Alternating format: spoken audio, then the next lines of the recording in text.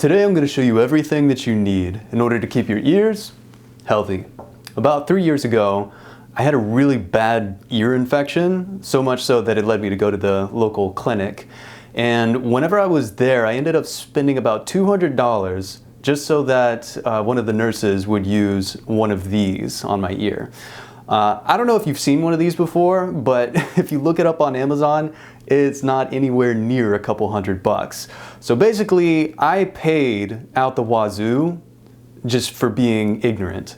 And so that has not happened again in the prevailing 3 years. And I have had other incidences where I needed to get them cleaned out.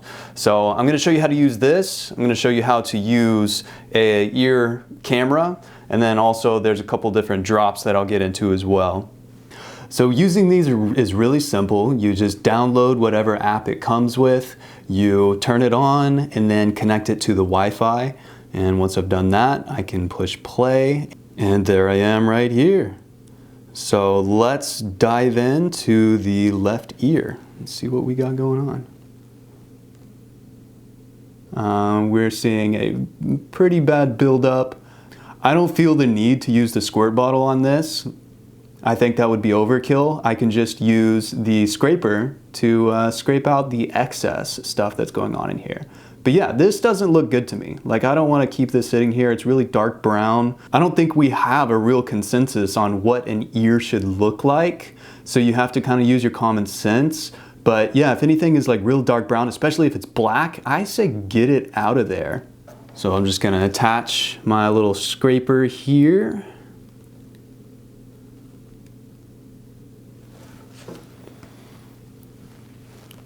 And we're going to dive in. And so here we're going. Just going in right here and pushing down and scraping out. You can see I got a little bit there. And the size differential is massive. I mean, you know, the amount that came out with that is just so tiny. But when it's inside the ear, it makes a pretty big difference. All right, so let's see our progress so far. I just did 2 passes of scraping in there. Still got a couple more to go. So actually, right here, you can see how there's a lot on the bottom and there's not really much on the top. So this is a perfect time to use a Q-tip. All right. So with the Q-tip, all I do is just go, I'm like feeling the top of the ear canal. I'm pushing in. And then once if I feel that I'm in, I'm pushing down, and then I scrape out. And I just got a bunch out right there. I mean, and it's dark brown. I don't feel like it's doing very much good inside my ear. I feel like it's more so overburdening it with pathogens. So I would like to clear that out. Oh yeah, that's disgusting. That is absolutely disgusting, and I don't want that inside of my ear. I'm glad that that is out. So after using 1 Q-tip, let's see what my ear looks like. Does that not look way better? I mean, ears are just kind of disgusting in the first place, but that looks so much better.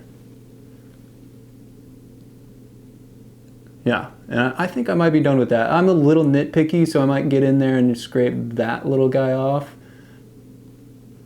But yeah, we're pretty much done in here. And you can see the eardrum is clear. It's not overrun with any fungus or any bacteria or anything like that. When there's bacteria or virus, they tend to be really red and veiny. If there's fungus, then you'll see little white hairy things, kind of like the stuff that grows on your bread. And that is what happened to me whenever I had to go to the clinic. It was overrun with white stuff. There we go. And just being a little nitpicky, I'm going to go in here and scrape that guy out. That was easy.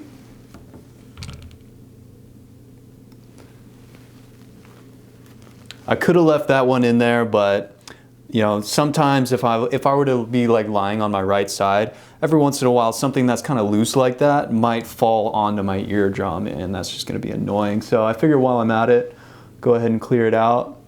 And so yeah, that's done. I feel like that is a rather clean ear. I don't want to go in here and clean off all of this earwax, because that's like new earwax coming in, and I don't want to deprive my immune system of the earwax that helps it stay safe. Yeah, so I'm just going to keep it like that. I could potentially clean that little bit out right there. I'm going to clean that little bit out with the Q-tip, and then I will be done. Naturally, whenever you use this a bunch, you're going to start to get earwax buildup, so you can see that it's like around the rim of the camera. You just put a Q-tip in there and circle around.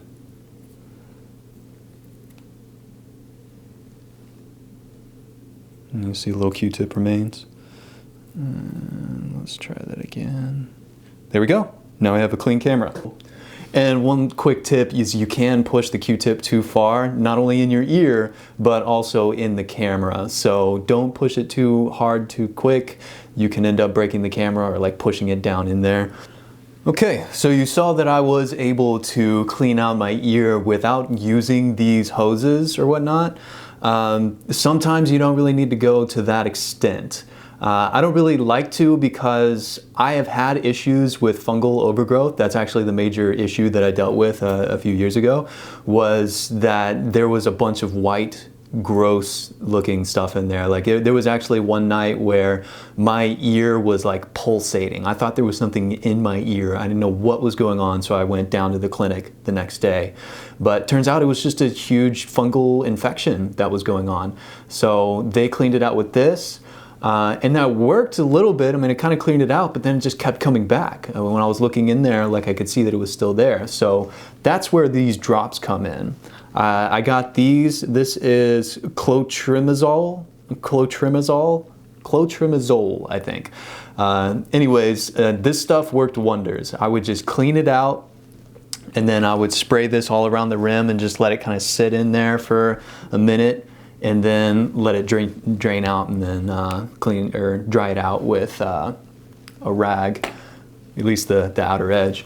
But yeah, the main reason I don't like to use this is because if you're putting water in your ear in order to clean it out, yes, you can clean it out, but you're also inviting a damp area in which mold loves to proliferate.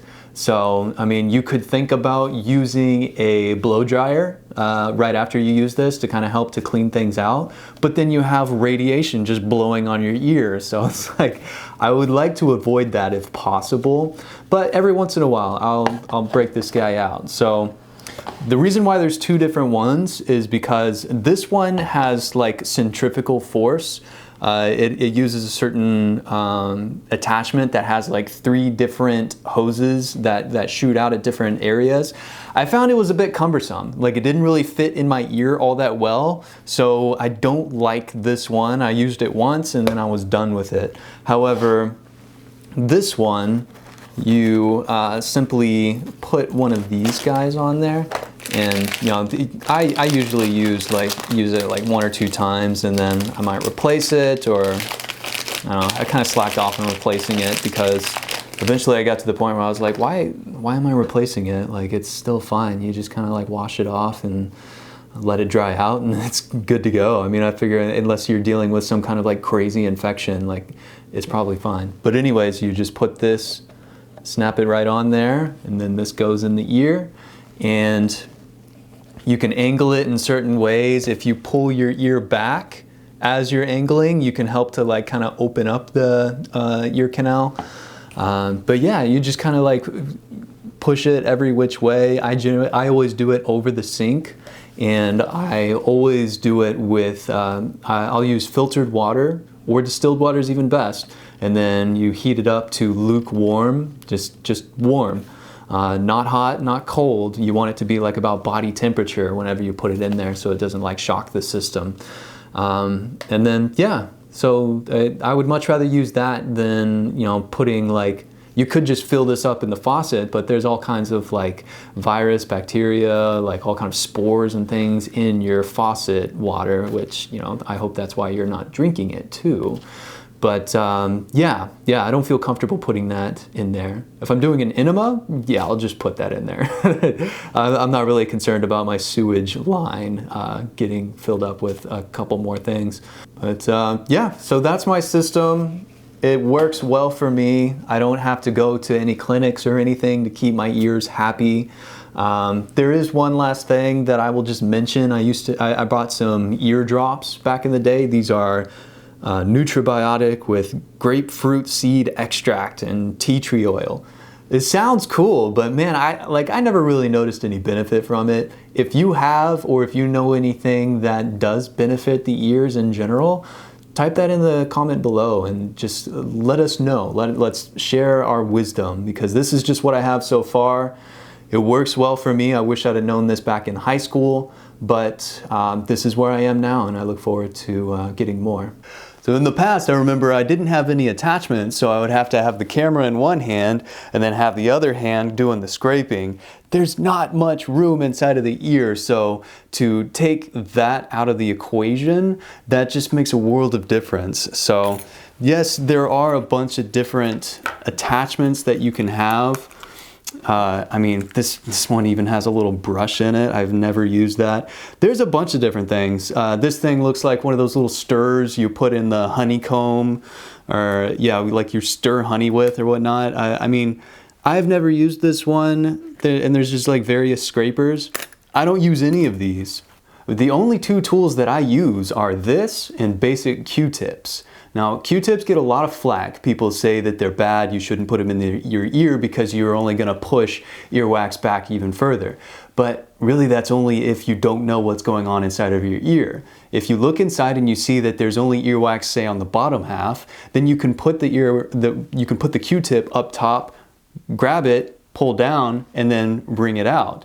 If you just go in from the bottom and push back, yes, you're going to end up with a lot of earwax on the actual eardrum, and that would be bad. But that would just be because you're being stupid about using a Q-tip. You just take it easy now. So use the camera first without the attachment. Look inside and see what's going on. If it's just completely overwhelmed with earwax, you might be better off using this. The major caveat to using this is that this too can also push the earwax onto your eardrum.